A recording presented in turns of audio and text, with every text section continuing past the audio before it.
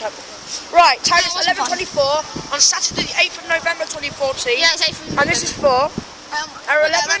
Let me check my pixelated Sony phone. Let me check my pixelated Sony phone. It's completely pixelated. It's 11:25 at the moment, apparently. Anyway, halogen bulb in there. Yeah, they're all halogen. I think they all need upgrading. An LED, not LED.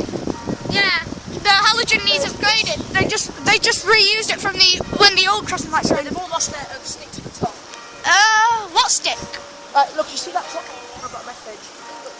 After next two, back to the station. Yeah, Andrew wants me back after the next 2 trains. Look, it's mouldy. Right.